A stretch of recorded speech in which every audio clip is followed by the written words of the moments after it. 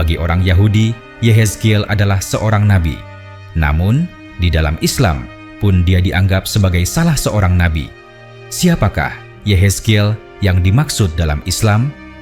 Dahulu kala di Irak, terdapat komunitas Yahudi terbesar di Timur Tengah setelah Palestina. Jumlah mereka sekitar 120.000 orang dan mereka sudah berada di Irak sejak 2.500 tahun yang lalu. Di luar mereka, sebanyak 5.000 orang Yahudi dari berbagai daerah juga akan datang untuk menziarahi sebuah makam dan merayakan tradisi Paskah setiap tahunnya. Lalu, makam siapakah yang dimaksud? Terletak di dekat Najaf, sekitar 130 km dari kota Baghdad, ia adalah makam Nabi Yehezkiel, nabinya orang-orang Yahudi. Namun setelah pendirian negara Israel tahun 1948, dalam kurun waktu tahun 1951 hingga 1952, orang-orang Yahudi Irak beremigrasi dalam sebuah operasi rahasia yang direkayasa oleh Israel.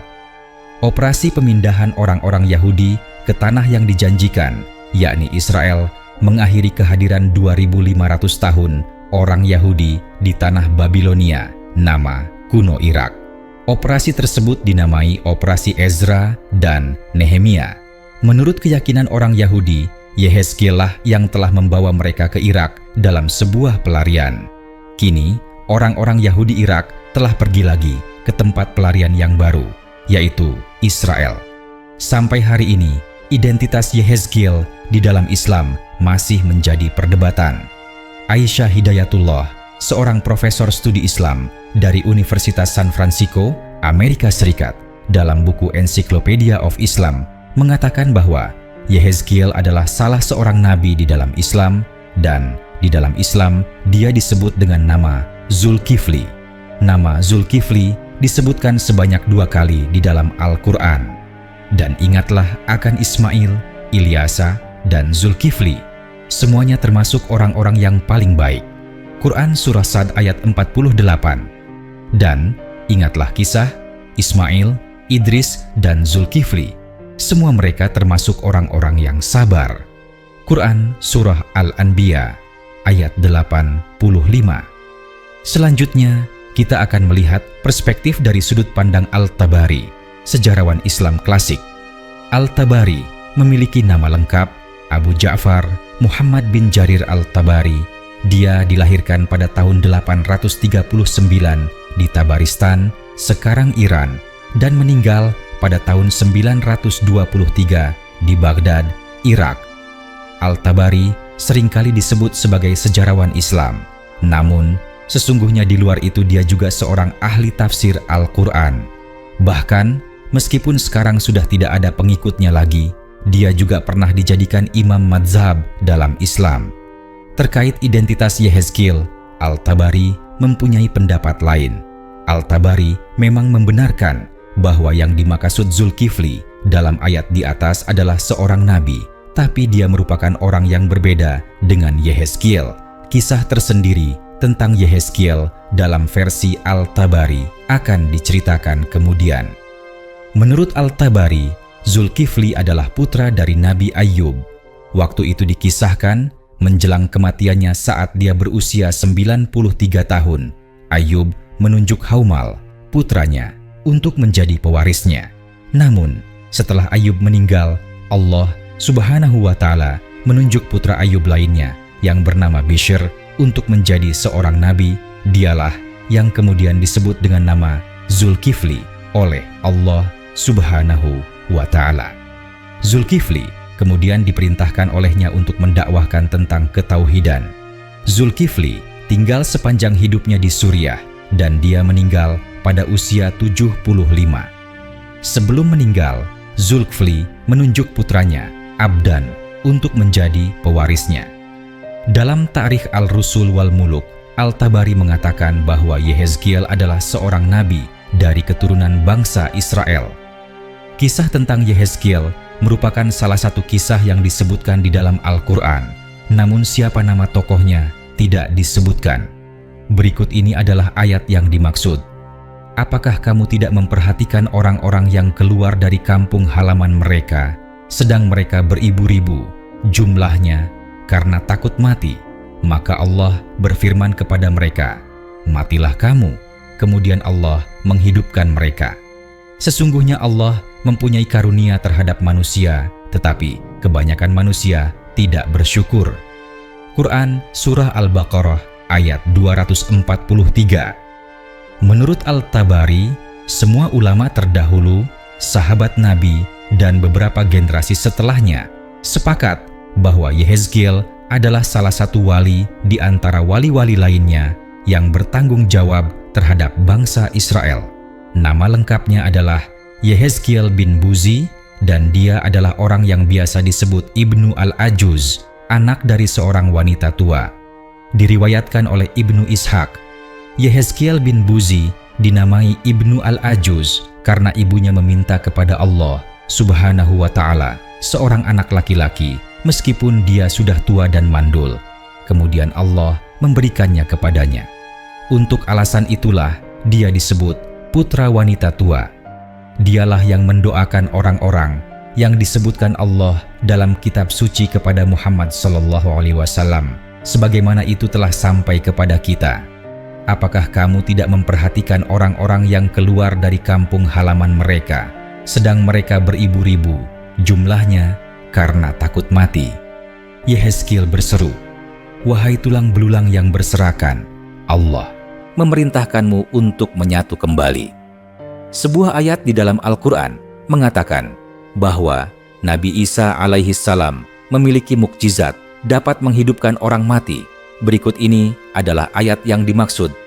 Dan sebagai Rasul kepada Bani Israel yang berkata kepada mereka, "Sesungguhnya aku telah datang kepadamu dengan membawa sesuatu tanda, mukjizat dari Tuhanmu, yaitu aku membuat untuk kamu dari tanah berbentuk burung. Kemudian aku meniupnya, maka ia menjadi seekor burung dengan seizin Allah. Dan aku menyembuhkan orang yang buta sejak dari lahirnya dan orang yang berpenyakit sopak. Dan aku menghidupkan orang mati dengan seizin Allah. Dan aku kabarkan kepadamu apa yang kamu makan dan apa yang kamu simpan di rumahmu. Sesungguhnya pada yang demikian itu adalah suatu tanda kebenaran kerasulanku bagimu, jika kamu sungguh-sungguh beriman." Quran Surah Ali Imran ayat 49. Menurut tafsir Quraisy Syihab, ayat di atas mengacu kepada sosok Nabi Isa alaihi salam. Sementara itu, di dalam dunia Islam, umumnya orang-orang hanya mengetahui bahwa hanya Nabi Isa alaihi salam saja yang memiliki mukjizat untuk dapat menghidupkan orang mati. Namun, menurut Al-Tabari, mengacu kepada surat Al-Baqarah ayat 243 dan riwayat-riwayat dari para ulama terdahulu, sahabat Nabi, dan beberapa generasi setelahnya, ternyata ada Nabi lainnya yang memiliki mukjizat menghidupkan orang mati. Dialah Nabi Yehezkiel, atau dalam pelafalan bahasa Arab disebut Hizkil. Berikut ini adalah riwayat yang dimaksud. Diriwayatkan oleh Wahab bin Munabbih, kemalangan menimpa beberapa orang Israel disebabkan adanya bencana pada waktu itu. Mereka mengeluh tentang apa yang telah terjadi kepada mereka. "Apakah kami akan dimatikan? Kami ingin beristirahat dari apa yang kami alami sekarang." Allah berfirman kepada Yehezkiel, "Umatmu mengeluhkan kemalangan, menyatakan bahwa mereka ingin mati dan beristirahat. Tetapi apa yang tersisa bagi mereka dalam kematian? Apakah mereka berpikir bahwa aku tidak dapat membangkitkan mereka setelah kematian?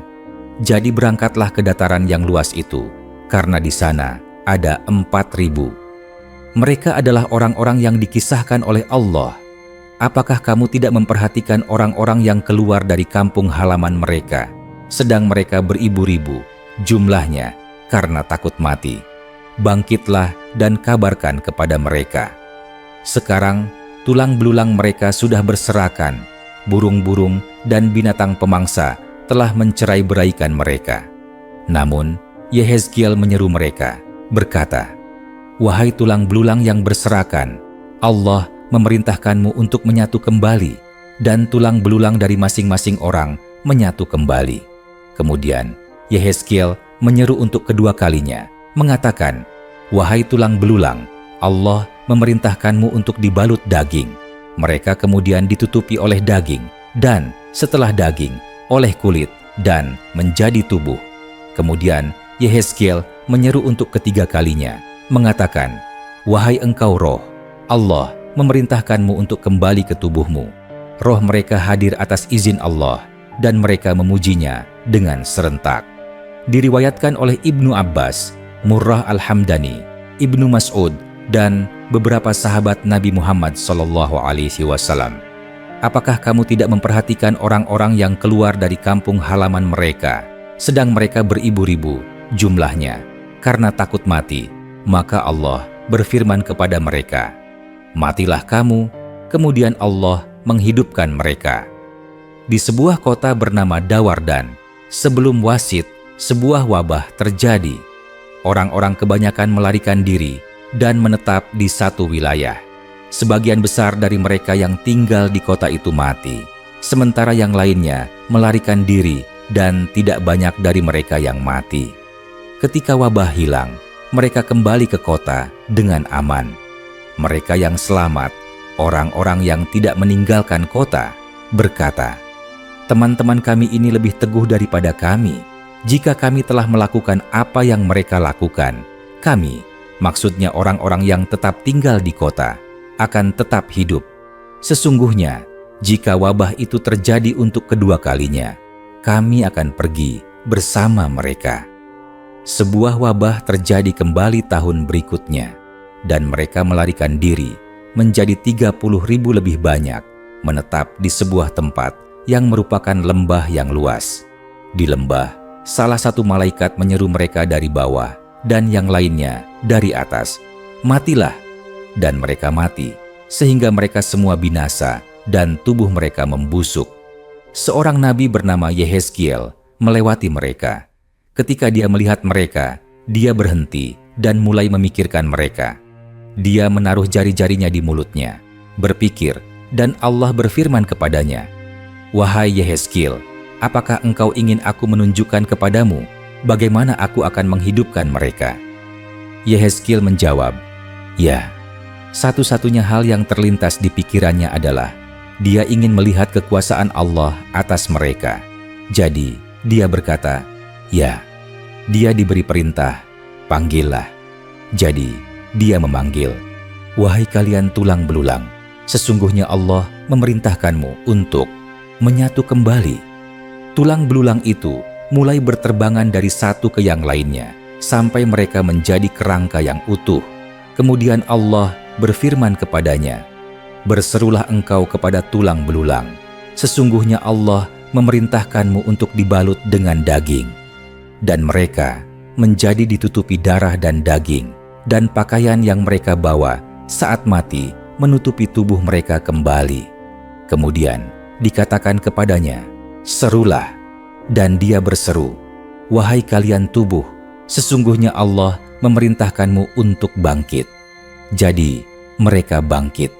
Sebagai kelanjutan dari kisah di atas, Mujahid bin Jabir meriwayatkan, orang-orang ini berkata, setelah dihidupkan kembali, "Kemuliaan bagimu, Tuhan kami. Kami memuji Engkau, tidak ada Tuhan selain Engkau." Kemudian mereka kembali ke orang-orang mereka hidup-hidup, mengetahui bahwa mereka telah mati, dengan warna orang mati di wajah mereka. Mereka mengenakan bukan pakaian kotor, seperti kain kafan. Kemudian mereka mati pada waktu yang ditentukan, yang telah ditetapkan bagi mereka. Ketika Umar sedang sholat, dua orang Yahudi berbicara di belakangnya. Apakah dia? Selesai sholat, Umar bertanya, "Katakan padaku tentang apa yang dikatakan salah satu dari kalian tentang apakah dia." Kisah tentang Yehezkiel yang memiliki mukjizat menghidupkan orang mati juga diyakini oleh orang-orang Yahudi. Pengetahuan mereka tentang ini digambarkan dalam sebuah dialog beberapa di antara mereka dengan Umar bin Khattab, Khalifah kedua. Berikut ini adalah riwayatnya. Diriwayatkan oleh Salim Al-Nasri. Suatu waktu Umar bin Khattab sedang sholat. Di belakangnya terdapat dua orang Yahudi. Ketika Umar hendak bersujud, dia meninggalkan ruang. Kemudian salah satu orang Yahudi itu berkata kepada temannya, "Apakah dia?" Ketika Umar selesai sholat, dia berkata, "Katakan padaku tentang apa yang dikatakan salah satu dari kalian kepada temannya mengenai apakah dia?" Mereka berkata, "Kami menemukan disebutkan dalam kitab kami tentang tanduk besi, tentang mukjizat yang diberikan kepada Yehezkiel yang menghidupkan kembali orang mati dengan izin Allah." Umar berkata, "Kami tidak menemukan Yehezkiel dalam kitab kami, dan tidak ada yang menghidupkan kembali orang mati dengan izin Allah kecuali Isa bin Maryam."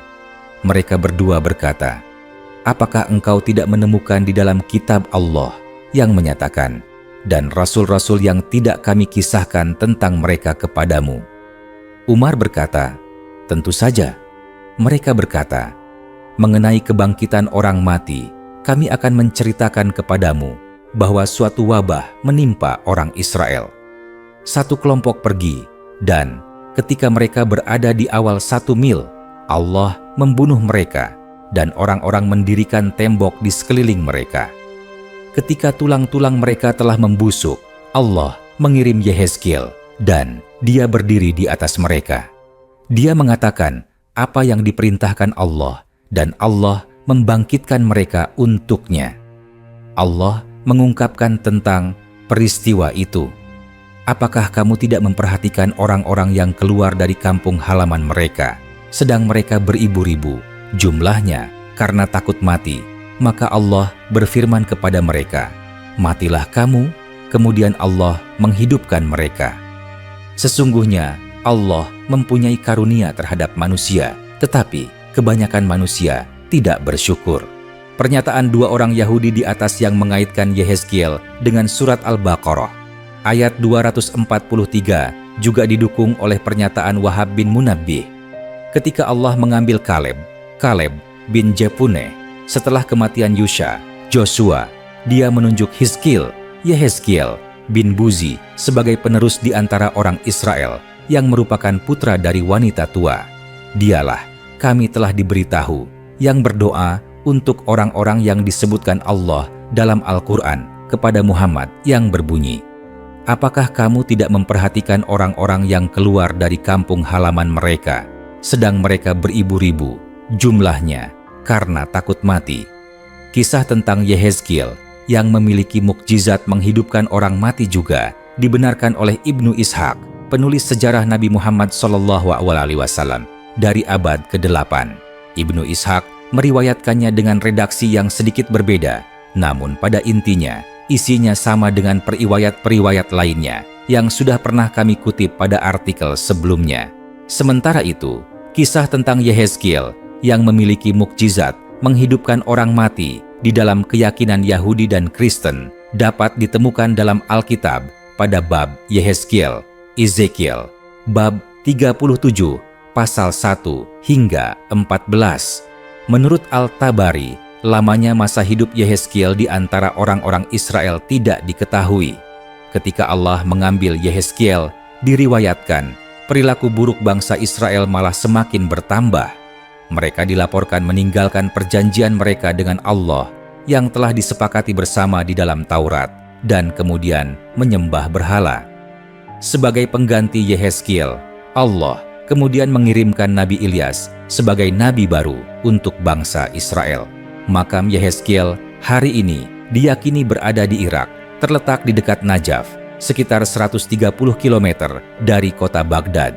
Sebagian Muslim meyakini bahwa makam ini adalah makam Zulkifli, yang mana telah dibahas sebelumnya. Menurut Al-Tabari, Zulkifli dan Yehezkiel walaupun sama-sama nabi, tapi merupakan orang yang berbeda. Kompleks pemakaman ini terdiri dari makam dan menara. Selama beberapa generasi telah dijadikan tempat ziarah bagi orang Yahudi, hingga akhirnya dikelola oleh Muslim mulai tahun 1316. Ziarah musim gugur pada hari Paskah biasanya mendatangkan ribuan orang Yahudi. Kompleks itu dibangun memakai batu bata yang bangunannya menempel kepada bangunan bekas masjid. Bentuknya kotak, di bagian atapnya terdapat kubah berbentuk kerucut tinggi. Bagian dalamnya dicat putih demi mengoptimalkan pandangan yang terbatas karena kurangnya cahaya yang masuk. Makam itu ditutupi dengan kain emas yang sering diciumi oleh para peziarah. Para peziarah meyakini apabila mereka menyerahkan persembahan di makam itu, maka keluarganya akan menjadi keluarga besar dan hewan ternak mereka bertambah banyak. Tidak ada barang yang dicuri dari kompleks itu, karena berdasarkan keyakinan orang Yahudi, barang siapa yang mencuri dari sana, dia akan terjangkit penyakit dan mati. Sebagai akibatnya, para pedagang meninggalkan uang dalam jumlah besar dan harta di sana untuk diamankan, dan itu berfungsi sebagai semacam bank primitif. Pemerintah Irak telah memulai restorasi makam tersebut, dan bahkan pada masa pemerintahan Saddam Hussein, makam itu dilindungi. Ketika Perang Irak, bangunan di sekitar kompleks pemakaman hancur, tetapi makamnya sendiri tidak rusak. Semenjak eksodus besar-besaran orang Yahudi ke Israel pada tahun 1950-an, kini semua peziarah yang datang hanya berasal dari orang-orang Islam.